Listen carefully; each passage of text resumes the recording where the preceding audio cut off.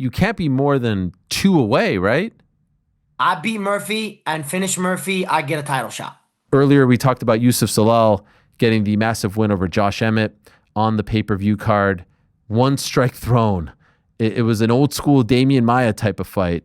And he didn't really need any strikes, to be honest, because technically, according to UFC stats, and it wasn't really, I mean, it was just like a teep. It was nothing. But according to UFC stats, 0 for 1, didn't matter. Ends up winning via armbar at 138 of the first round against Josh Emmett, who has been a mainstay at 145 and has gone the distance and given some really tough guys some really tough rounds. Youssef Zalal just needed 1 minute and 38 seconds. The Moroccan Devil continues to defy the odds here as he, comes back to the UFC and is still undefeated and is just racking up these great submissions. He's kind enough to join us. Let's say hello to Youssef Zalal. There he is. Hello, Youssef. How are you? What's up, my man? How you doing? I'm doing great. Congratulations on another incredible night for you, this time at T-Mobile Arena on pay-per-view. I feel like that smile hasn't left your face since Saturday night. This smile will never leave my face, man. It's always there. God gifted me with this smile, and I try to bring joy to everybody as possible. But like you said, man, it was especially on that Saturday night with everything that was going on and my mom and everything. So that was amazing. The smile gets bigger and bigger. Okay, so let's talk about that since you brought it up. Your mom and dad were in attendance, and this was the first time ever that your mom has seen you fight live? Yeah, there's that video, man. Incredible.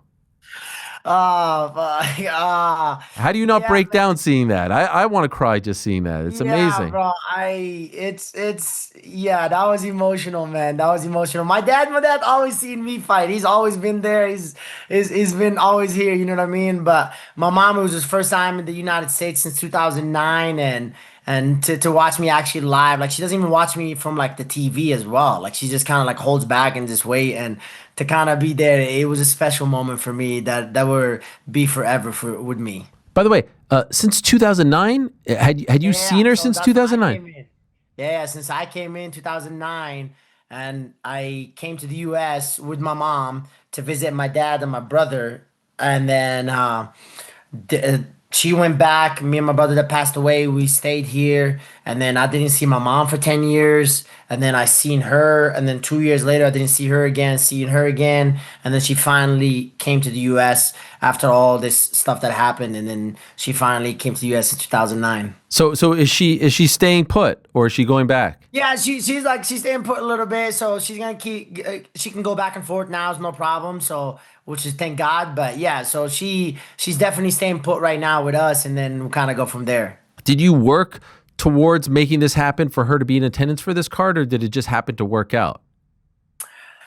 It was weird actually. I have an African family, man. They tell you they're gonna come, they don't come, and then they come and they come. So it was kind of like weird, you know what I mean? And my mom was like, the first time when I told her, she was like, okay, I'm gonna be there, but I'm not gonna go to the arena.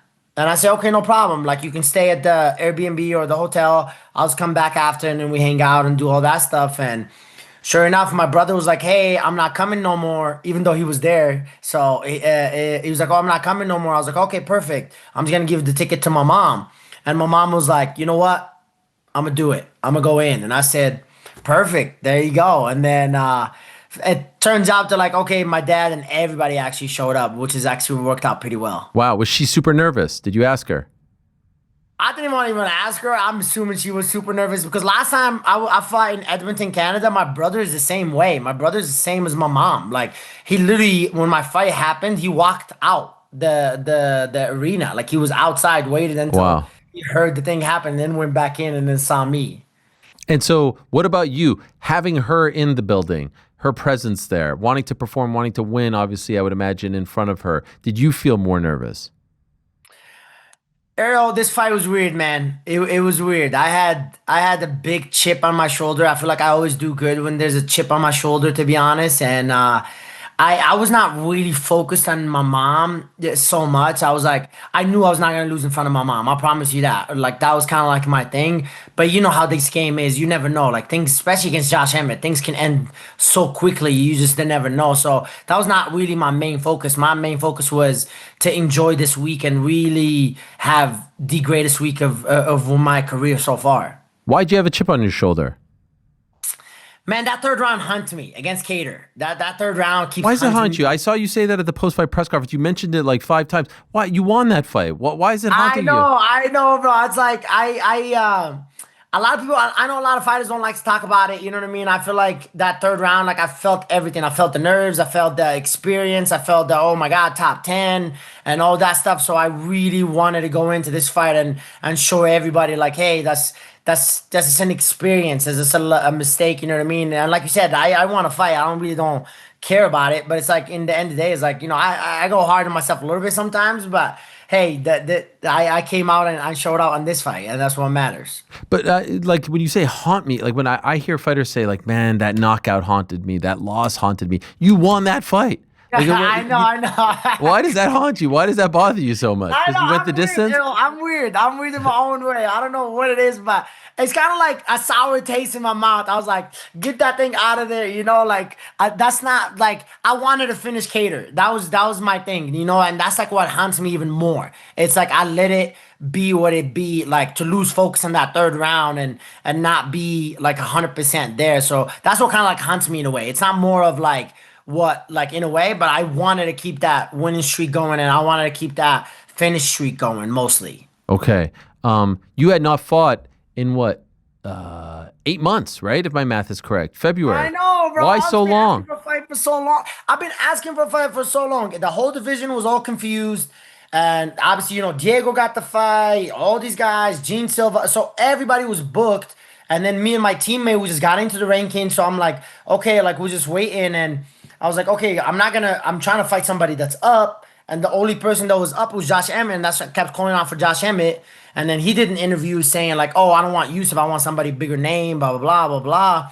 And then Volk obviously fought all these guys. And that's why I said, like, there was like such a chip on my shoulder that I was kind of pissed off, to be honest. Okay. I'm like, Volk out here calling out everybody, calling out Gene Silva, which is all these guys, and Diego and Aljamain and all these guys never brought up my name. You know what I mean? And I feel like, disrespected in a way. And I was like, really? I know you saw me in the top 10, and then you're not really calling it, like, not even giving the respect that, like, I deserve. So do you feel like you have entered that conversation now? Like now they cannot ignore you? 100%. And then I will keep proving that. You know what I mean? And that's what this sport is about. It's about moments. It's about like the right timing and all that stuff. And I'm still growing. I know I'm 29 and I have so much experience behind my belt, but I'm still growing. Like I was completely different than the last fight. You know what I mean? And to do it against Josh Emmett, which is a high caliber fighter. And before you introduced me, you said it. You're like you gave tough rounds to everybody, Ilya Tapuria, all these guys, and these guys can't finish him. But the IQ is it's what wins you these fights. Okay, so you said afterwards Lerone Murphy, and then Rogan kind of corrected you, but honestly, like you may be onto something because I think they're going to go Volk versus Diego Lopez next, and so perhaps he isn't going to be booked. Do you think you get a guy like him next? Well, that was kind of my thing, and I was like, look, man, the Volk posted on after like he did an interview in Australia, Perth, Yep. whatever. He's Yep. saying like, I don't even have an opponent right now, which is wild to me. That if Lerone or Murphy goes in and did what he did and he didn't get a title shot right away, that means they're thinking about something. So I was like, look, I'm gonna jump on that opportunity if I can. I'll fight him December 6th in that T-Mobile Arena. I know they don't have a full card for that one yet. I'll fight him on that one. If not, I'll fight January and stuff like that. I want to be a world champion, and I will be a world champion. So if that means calling the best guys, I will call out the best guys, and if my chance comes, it will come. And so, how do you feel? Just curious, as someone who's kind of in the mix now, how do you feel with them going with Diego, who just fought Volk and lost to him in April, as opposed to someone like Lerone, who's won, 9 in a row, has this great knockout. Even someone like Movsar, who I know doesn't have the, the momentum right now, but still has the winning streak. Do you like that? Do you understand it? It's all politics, man. It's Yeah. all politics about this game, which I hate. I really hate about this sport so much that it's like it's all momentum, right? It's a draw. So it's like if we really want to be petty, Errol, we can be real petty right now, and then I can bring the numbers out. I'll be like, look, Murphy couldn't finish Josh Emmett. It took me a minute and 30 seconds. So that brings me out. He fought a non-ranked guy that's coming into the belt. And so all these things I can go on, but it does not mean nothing. You know what I mean? I was like, I feel like I'm just starting to put a name for myself in the top 10. So he has a better draw. Obviously, Diego's been there. So he has a lot of draw. He brings a lot of draw and stuff like that. So it's all about politics and the moments. And I just want to have my time and my time patiently. You know what I mean? I'm not rushing like last time. If my time come, will come. But that said, how many do you think you are away from being in that conversation? Like you beat Cater, you beat Josh Emmett, you get a fight. Like you can't be more than 2 away, right? I beat Murphy and finish Murphy, I get a title shot. You think Murphy takes your fight? He takes this opportunity to fight you because he's talking title shot and no one else. I don't blame him.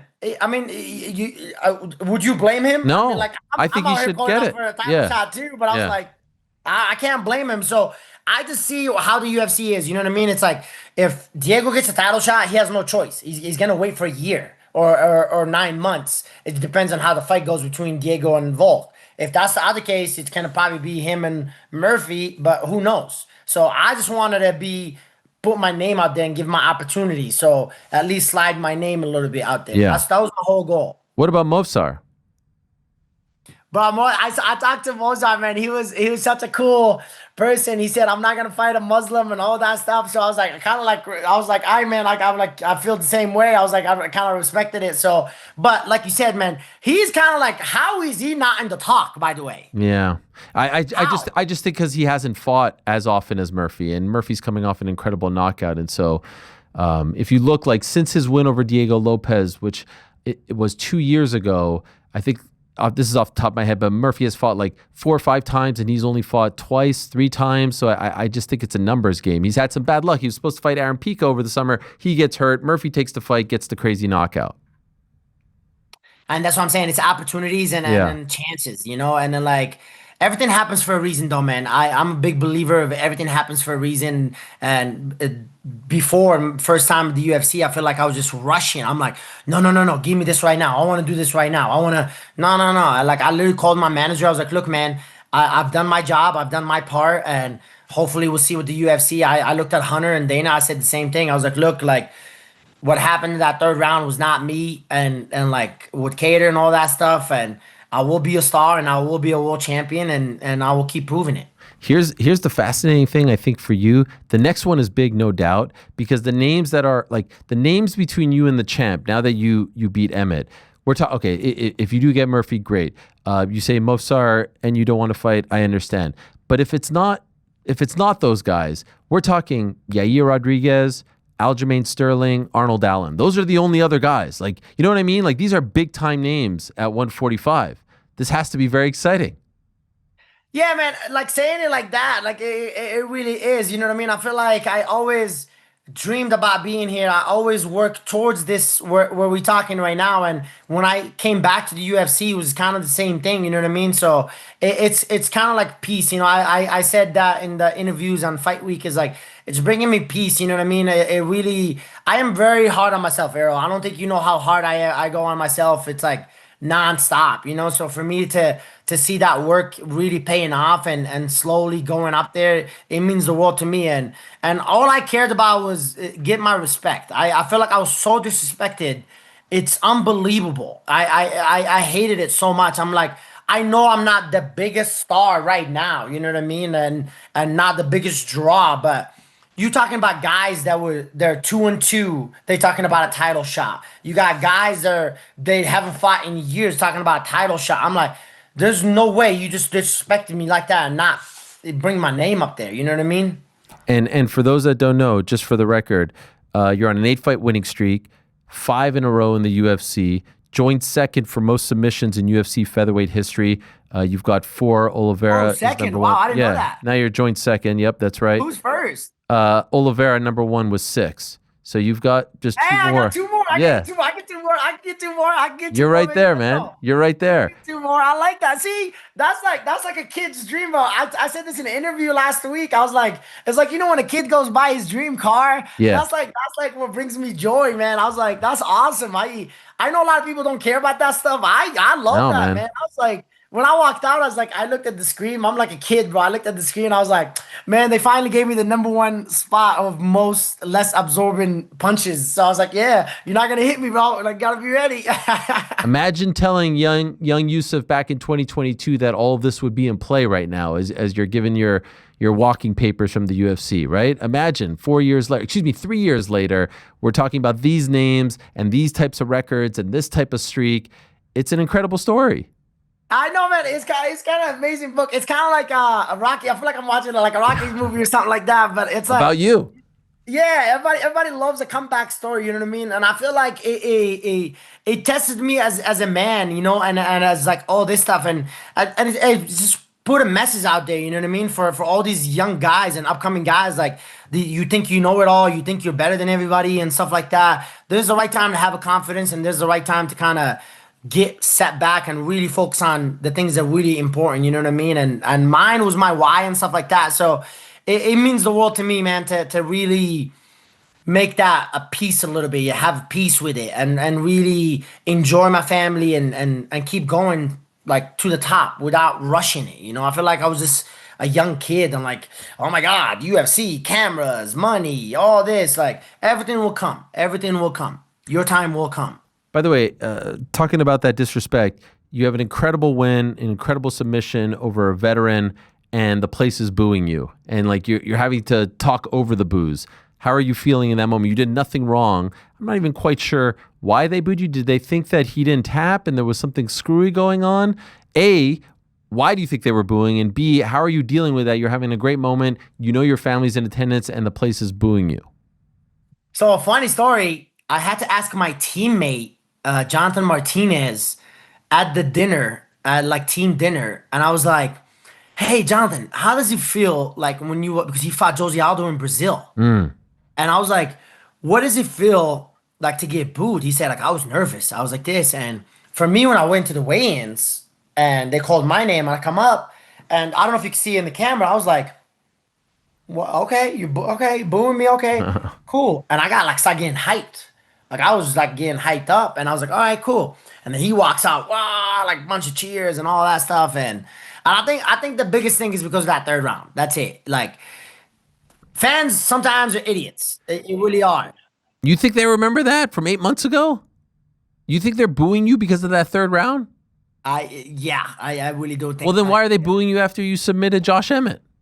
By the way, not a lot of people know what the hell happened. Like, and then they had to show the video again. He said tap tap tap tap. I felt respectful. I didn't want to break the guy's arm. I was like, I'm just gonna like let it go. And then that's why Joe Rogan said, hey, for all the fans that don't know, like he said tap tap tap, and like even my coaches didn't even know until I like started talking to Hunter and Dana, and then they were like losing it, especially my jiu-jitsu coach, of course. But yeah, and I was kind of like that, but. It is what it is. All those fans are booing. My teammate just said it. Dustin Jacoby, actually, I was just at the gym not too long ago, and he literally just said, he was like, those same fans that were booing you, when they see you at the airport, they will walk up to you and ask for a picture and a signature. Mm-hmm. Do you think they were booing because they thought that he didn't tap? No, I think they booed me because of Cater. I really? Wow, man, that's crazy. Could you? That's what I said. I was like, God damn, bro. Like, I know. I think they were booing because they thought he didn't tap and that it was a bad call. That's what I think because they couldn't tell. Who can tell from Damn, now you're gonna post a video about that, bro? Is that what you're gonna post now? You'd be like, no, what? I'll tap. No. I think I'm on your side here. What are you talking about? I'm on your side. I'm about to say, we're working together now. Of course, I'm saying that they were probably confused. I'm telling you, I don't think anyone remembers that third round. And I think you're making it out to be a bigger deal and being too hard on yourself. I think they probably thought something weird happened, even though nothing weird happened. He verbally tapped. That's well within the rules. And they were reacting to that, not because they don't like you or didn't like that third round. I think that's just how fans are. They're fickle like that. That's all. And that's the one thing I learned with experience, and all the big stars kind of told me. It was like, look, man, you're doing good in life when you got haters and you got like fans like this and stuff like that. That means you're doing something special and all this stuff. And I remember all these guys, man, like Khabib, Ilya Taporia, even in the press conferences and all that is like, you guys boo me now, but I'm gonna show you how great I am, and I'll show you how good I am, and like Floyd Mayweather and all those guys. So it definitely like I'm happy to kind of see that and experience it right now. But I told you, man, that week, all I said in the interviews, it's gonna be my week, and I was gonna have a flawless performance, and I'm so grateful and happy that I did that. Yeah, and I love the fact that you like. Oh, by the way, you could hear him, right? You could hear him say tap tap. Yeah, so as soon as I grabbed it, and I was like, I kind of felt him, and I was like, oh, he's not like really defending, like because I had his wrist. You see how I got the grip on the wrist, so he couldn't grab like a rear naked choke. So I was like, okay, yeah, and he was trying to block his elbow, but he made it more straight. So Wow. as soon as I locked in, I was like, oh yeah, I got him. And as soon as he said tap, I let go, and which is maybe a bad habit if in some other fights, but thank God you can hear him say tap tap tap tap. But I just let go. I was like, I'm not gonna break the guy's arm. No, class. Absolutely. He's a legend of the sport, bro. I was Yeah. like, I look up to be like him as well. You know what I mean? The guy that fought for an interim belt and want to be a world champion. We all have the same dream. This is the most brutal sport you can ever do because I'm here to take his dream. He's here trying to take my dream. So it was kind of like I love it and I hate it at the same time. Like I literally go back and I start feeling bad for the guy. Like he had his mom in there too and stuff like that. So and apparently he said he's like that's his best he's ever felt, his best he's ever cut weight, and all this stuff. So for him not to have that and show full potential, it sucks. How quickly do you want to return? I'm ready December 6th. If Murphy wanted to fight, I'm ready December 6th. Stop putting me at the Apex, please. All my best performances are been in crowd. Yep. And I have the best time. Edmonton was amazing. And then this at T-Mobile Arena. And I'm telling you, Ariel, I will be a star and I will be a world champion. I believe it, man. You have that energy. It's infectious. People want to get behind people like you who bring us along. I talked about this at the beginning of the show. You bring us along on your journey, and it's an emotional journey, and you allow us to see, about your story and your family and everything like that, and it all feels very real and authentic. So keep doing you. Keep doing your thing. Please get over the third round. Thank you. Don't let that haunt you anymore. And I look forward to the next one, which should be a big one for you. Congrats on the win, Youssef. Shout out to Faraz Zahabi, man. He's I know we had our beef a little bit. You're good now?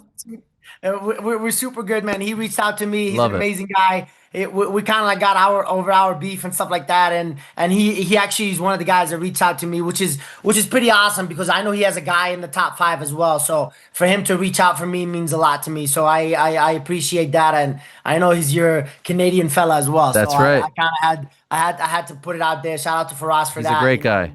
Yeah, he really is. I feel like a lot of people wanted to get it all going and stuff like that, and that was kind of like at the moment. But I wanted the respect, and he's a great guy, man. And we both chasing the same thing. We're both Muslims. We both trying to really show this young upcoming kids and stuff like that, and all this stuff. So it definitely meant a lot for him reaching out, and it was pretty cool.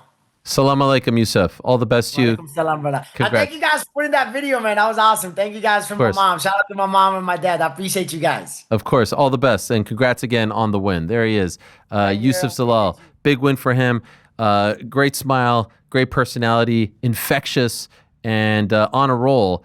Thanks for watching this video. Before you go, if you haven't already, hit that subscribe button for us. Also, give us a thumbs up, leave a nice comment. These things go a long way. And while you're here, do check out the rest of the channel. We've got live shows and full interviews, clips, and a whole lot more. We're doing big things here, and we appreciate your support very much.